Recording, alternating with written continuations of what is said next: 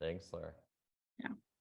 So I'd like to move us in for this last half hour that we have here before we have our last lunch together and we depart for our various farms, gardens, homes.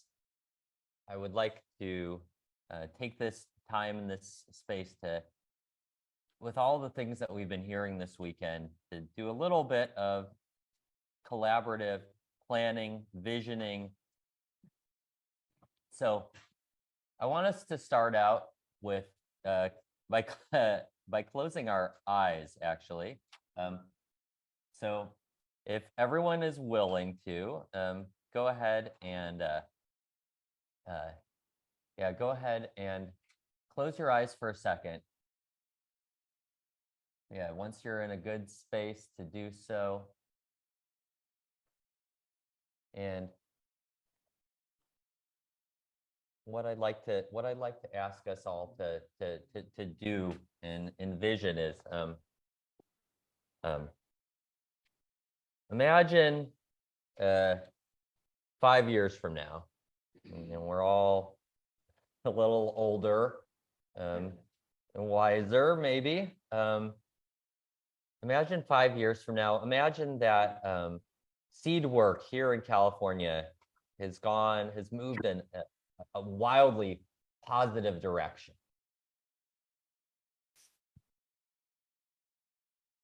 What does that look like? That's what I want you to think about just for a minute here. What does that look like 5 years from now? And if 5 years isn't a long enough time for the vision you're having in your mind, what is it, 10 years from now?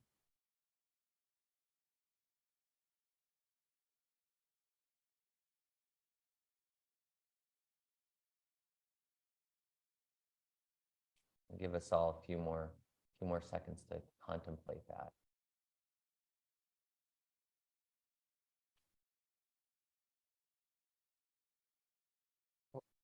I want to address your question. Oh, we're almost ready to come back in for yeah. Oh, right. Well, I was wanting everyone to reflect on that first. Okay, yeah. Okay. Well, let's go ahead and come back into this space. Open our eyes. And I'm curious, yeah, exactly that what did people see? What are some of what did your vision look like? And I'm going to try. So, let me point out a little logistic thing. For all of you online, I made in Miro, if you want to go over to Miro, I was thinking about trying to write this out on the sticky paper on the wall, and it just didn't seem like you would be able to see it online. So I'm making a sticky note here in Miro. If you go down kind of below, let's see, if you go down, if you see kind of our, if you see frame 2 and then you go down frame 5, frame 6, frame 12 is the name of it. It says collective action ideas. So I'm going to try and take a few little notes here. Because of that, I can't quite see what's going on in Zoom though. So is there anyone in Zoom who wants to start with sharing what they saw as their kind of wildly positive direction that seed took in this state?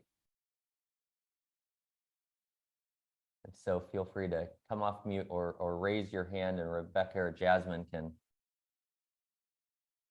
call you.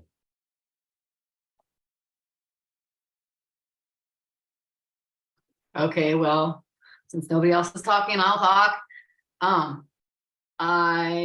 Mine's pretty simple. I definitely saw the accessibility for seeds to be much broader than it is now, and the connectability for farmers with what we were just talking about, with the support system of growing organic seeds being much of a stronger connection, and it looking realistic for anyone who wants to be able to grow seeds and be supported by it. Pretty simple.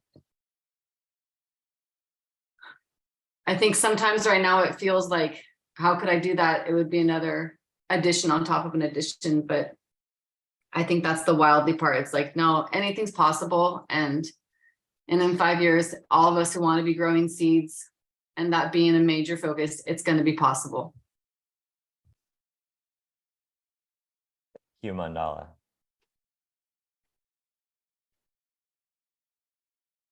What I saw was a milpa, a field full of different kinds of vegetables and flowers all growing together, very thick and lush, and people picking their hearts out as far as what they want to have, what they want to come in and take.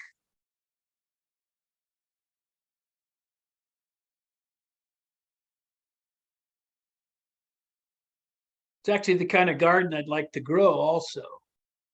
Garden, and I don't know how it would work for seeds. I collect seeds, and I'm starting to grow more seeds to grow them out. So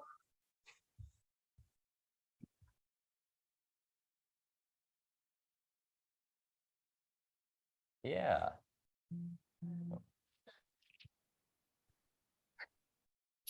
Bishar says in the chat, every organic seed is sold by a cooperative, which includes farmers.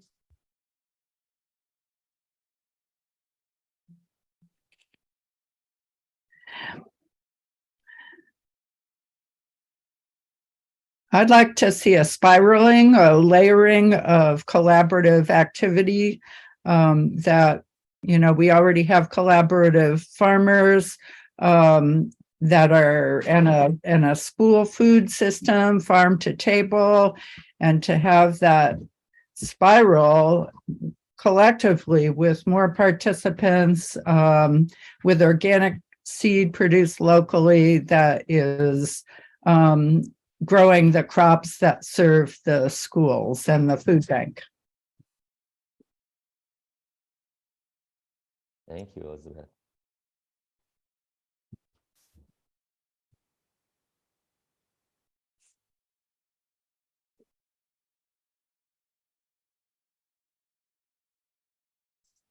All right. Anyone else online? I just make a comment.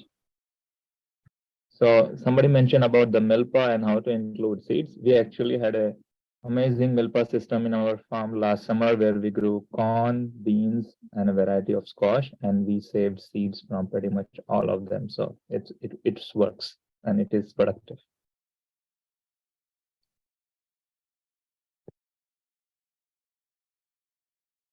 Thank you. All right. Anyone here want to share? Yeah. Okay. Yeah. Oh, we got one more. I'm on Soren's, but this is Gina. There are two things I see. One is distribution becoming much more like networked and diffuse, so that anybody who is growing a seed crop can easily get it to out into the world. The other side is that I'm seeing is a shift in many people's consciousness, where we recognize our kinship with the plants, and people start really adopting, becoming stewards of particular varieties that they feel connected to, and that becomes a thing that catches on in a big scale, and so that there's a real difference in how we are approaching the plant world and how we see our relation with it. I think that would help everything. Okay. Thank you.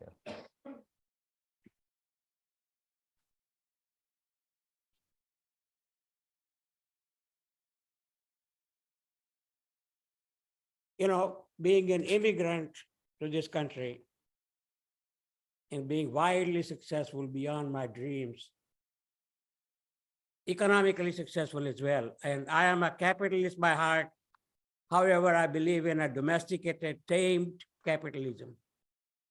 From that perspective, what I see here that's going to emerge in the next 5 years, that we're going to see entrepreneurs coming out of seed production side, especially with a bunch of new emerging seed companies like Kalen's, Redwood Seed Company, San Diego Seed Company, Jamie's Quail Seed Company.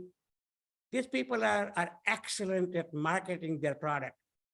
They have tremendous problems facing them in supply because they can't meet the demand. And that's where I believe that in this group, from within this group, there are going to emerge specialists who specialize in crops that require isolation, who specialize in crops that don't require isolation. They do the what we call in the inventory management, first in, first out, or last in, first out type of inventory management, and provide high quality, dependable seed supply. And the social media that actually gets the growth of many of these new seed companies coming would really propel seed production at a very different level. I'll give you one example where there's a tremendous amount of opportunity and not much action going on. Sweet corn, non-GMO sweet corn. By the way, all hybrid corn in this country that's grown commercially has to be made within this country. Sweet corn hybrids don't exist in organic farm, and simply because the geneticists that know genetics, like the sugary and ADH and other genes, are 3 or 4 genes that make a sweet corn. You can easily make those hybrids right in California at almost no cost, and the seeds are being sold at $15, $20 a pound. You can make 1,000 pounds of seeds in half an acre of hybrid corn seed. I bet you that if some of you that begin to learn the genetics of it, those inbred lines are available. You can raise your own, you can grow your own, and you could become the king of sweet corn supplier. And with the new emerging models of profit sharing, like ours, True Love Seed People, 50-50 sharing, that's a lot of income. Some of you guys will actually make money producing OP seeds, hybrid seeds, and that's what I see in the next 5 years. When we meet, we're gonna see some people who are actually making more than just living out of this business. Thank you.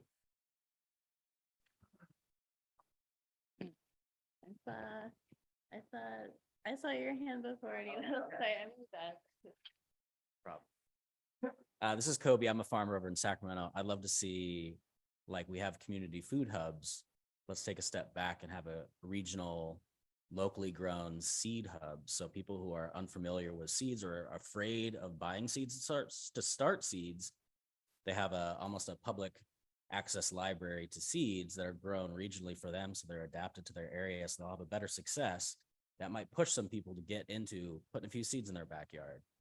It's not going to cut out the farmer, but we'd also have the opportunity as seed growers and farmers and backyard gardens and backyard geneticists and breeders that have a track record with those seeds that can give advice. So new starters aren't making really basic mistakes. They can have a leg up and some free seeds to get started. And I think that would be, I mean, if we're going to have these community food hubs, we need all these little suppliers and growers and backyards to help with the food deserts. Let's do it with seeds as well.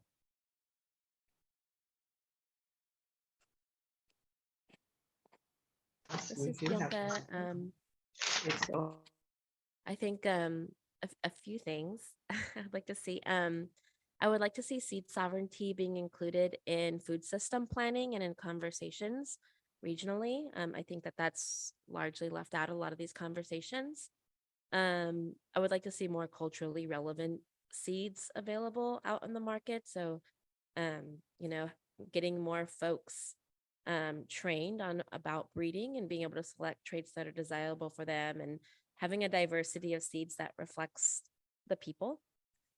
I would like to see many local relevant seed projects and seed companies flourish, and not just, having one here or there. I think there's lots of room for producers and more infrastructure available regionally for seed growers. In my region, we don't really have equipment and infrastructure readily available for us. And so that's something that we're starting from scratch from. And I think that in an ideal world, that these projects have the lens of centering the sacredness of the immense responsibility of the work that honors the histories of the seeds and the people. So, yeah.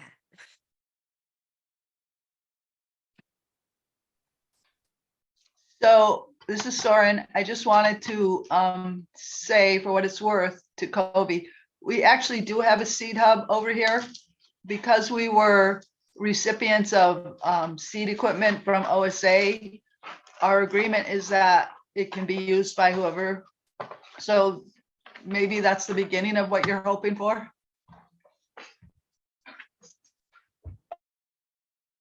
Very good.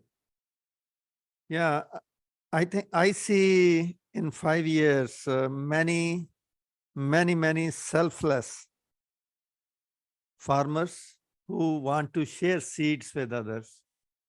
I see many selfless seed companies who want to share their seeds with co-seed companies. I see non-hybrid seeds coming up as good or better than hybrid seeds. I see urban farming and awareness in peoples to grow their own food. So they stay away from pharmacies and stay in their farms.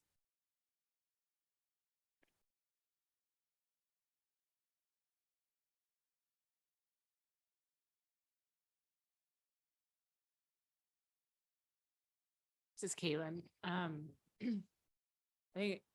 I just really envisioned like a continue and a growing of our network and networking with each other, because the seeds are a huge resource, but we're also a huge resource for each other. And just like through planning, helping plan this a little bit, and knowing you, Bianca and Kanoa, and like what you guys are doing, and then meeting other people here, it's like, yeah, as a farmer, we can get so isolated on our farms, and I'm just like up there with my head down, growing my seeds, and but really knowing about the other projects that are happening, and then being able to participate in your projects even from afar, like to send a flow of seeds between us all, you know, like and so I was sort of envisioning, like, I know it's really technical, you know, the tech side of things, but like a California listserv or something where we can all, like, I want everybody's contact information here, but I don't really want to run around with my pen and paper, and you know, but I want to keep this going. So I see that.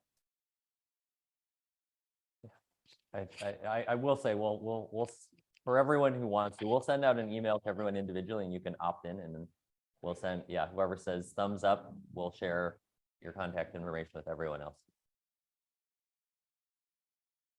Yeah, I feel like yeah, life has been pretty isolating, and what Kaylin said is really precious. Really, the seeds are really precious, but this community is this fragile, beautiful thing that we are growing here. And yeah, I think that anything that we can do to put energy, not just into the seeds and not just into the market, into the larger world, but also into being seeds ourselves, and nurturing what the bridge building that we're doing here is super important.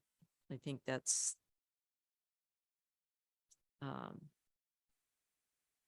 it's like that famous quote of Margaret Mead's, that is, you know, a few people with a strong commitment and a vision are the way that change always happens.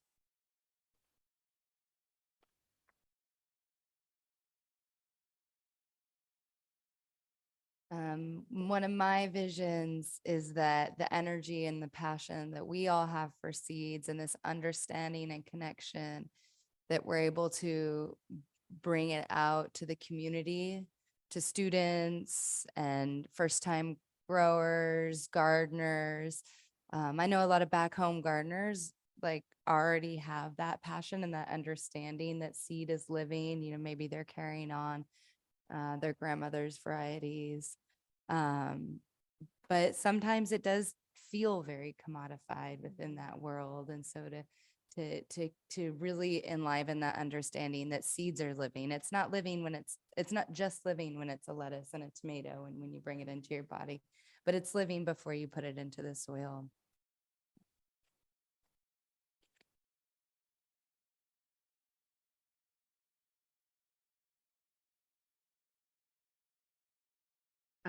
I just want to add that my vision was more the culturally incorporated seeds and growing our communities with that culture in mind and including all other cultures. I thought it's been amazing just watching everybody and everybody bringing their cultural background into the seeds and how we can grow from there.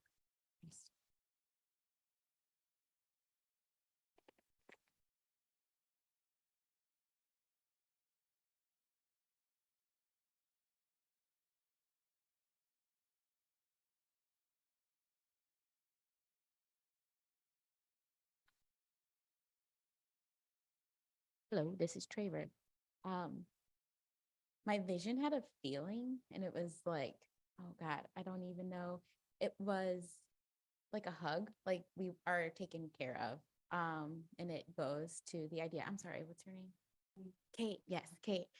Of what Kate just shared is like honoring the life that is held within seeds and how like deeply connected our own life is to that.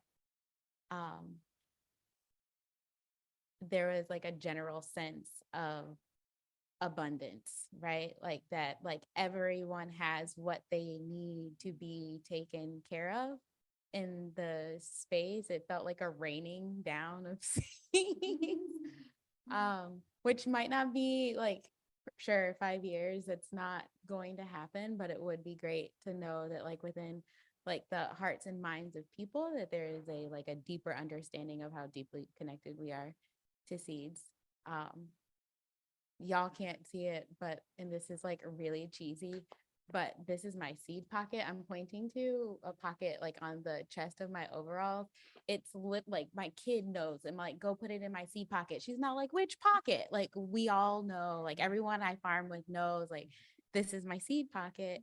And I keep, it's like conveniently sized, but like for me, it's incredibly significant. Like these are toted around close to my heart all of the time, and like they don't come out. Usually they'll like kind of live here for a few weeks before they're even sown. It's not the best seed storage, but it feels perfect like in my body and for my spirit. So yeah, sorry for rambling. I guess I did have something to add.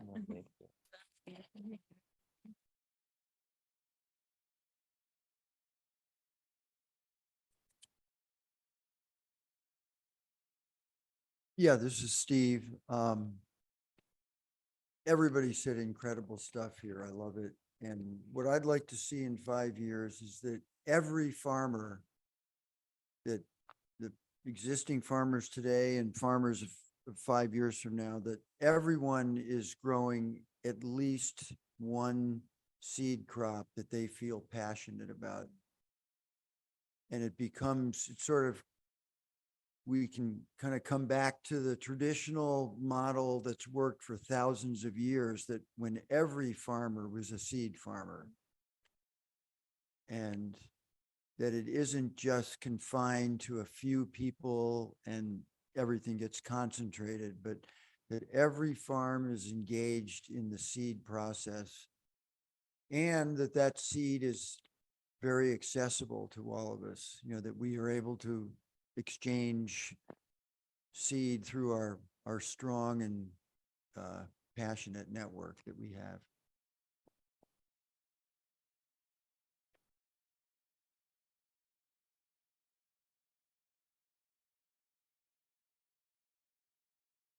Yeah, thank you guys for all of your guys' visions. In 5 years, I think the past 5 years, we've seen so many, I think, environmental challenges and stresses, just even here in California. And those are going to continue. I think that's a reality. But the type of, I envision over the next 5 years, we build less fear-based reaction to those kind of like tremors that are coming through the earth, and more a resilient and community-based approach to that. And I think, yeah, like this network we're building through seeds and farming is like really powerful in like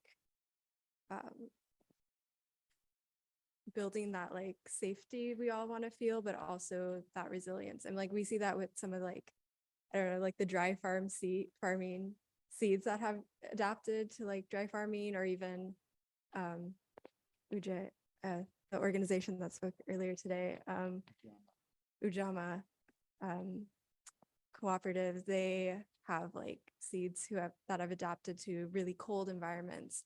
So that's really exciting to see how seeds and like our communities can also adapt. So I'm really, yeah, want to see that happen.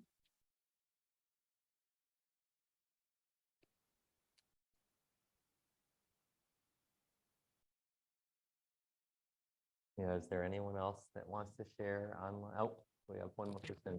Oh, wonderful. Doomsday scenario, right? I was just thinking of like a more equitable, accessible, affordable way to disseminate and incorporate like information technology and robotics and all those things into doing some of this work, because scalable technologies are generally exist for large scale farms, but not for those of us that are on a couple of acres. So the onset of IT and robotics and stuff like that will be coming into seed work, whether we're a part of it or not. And it'd be cool if it was affordable and accessible. And I'm pretty sure that will be a reality in the next 5 years. There's also like 8 billion people in this world, so it's a challenge, an honorable challenge for those that are producing seeds to be able to feed that world population that exists now and will continue to grow.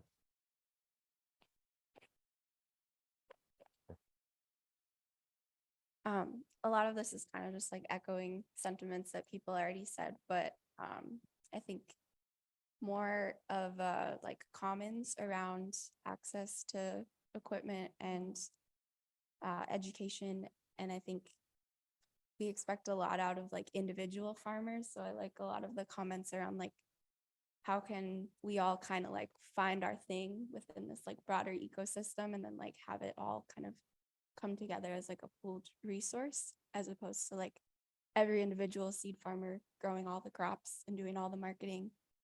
Like, how can we all kind of like find our niche within the system? Like, we don't necessarily have to be the farmers to be a part of the seed production space. And then also just like emphasizing some of the conversations yesterday around like intergenerational sharing.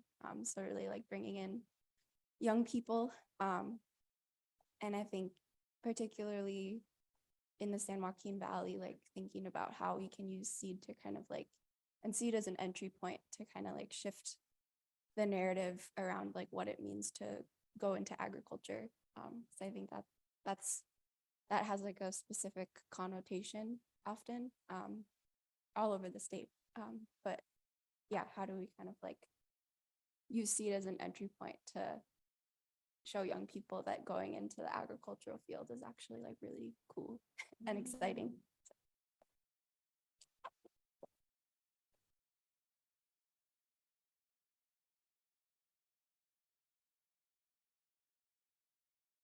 All right, anyone else online want to share? Well, I want to close this session and close the summit with kind of a thought related to what we've just been speaking about, which is what I'd like us all to do. And I'm not going to ask you to share this out loud, but I want you to think about the vision that you just shared. Think about that future that you're seeing and you're excited about, and think about what's something you can do, and what's something you can do in this next year that moves us closer towards that vision. It doesn't have to be, a large step. It can be a small step. What is something that will make that move? Are there people that you see working with and as you take that step forward? Who are they? What connections do you need to be making? Hopefully you've made some new connections here at the summit, and those connections can get maintained and strengthened and grow throughout this year and next. I really thank you all for taking this time, putting the energy, the love into this space, into sharing your knowledge, your thoughts, your passions around seeds, sharing food, sharing stories. I want to especially thank our planning committee that put in a lot of work ahead of this summit and during the summit. Jasmine and Kanoa and Kaylin and Bianca, thank you all so much.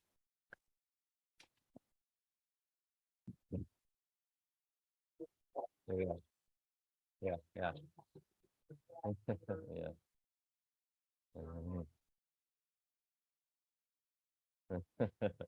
Yeah. Thank you. Thank you.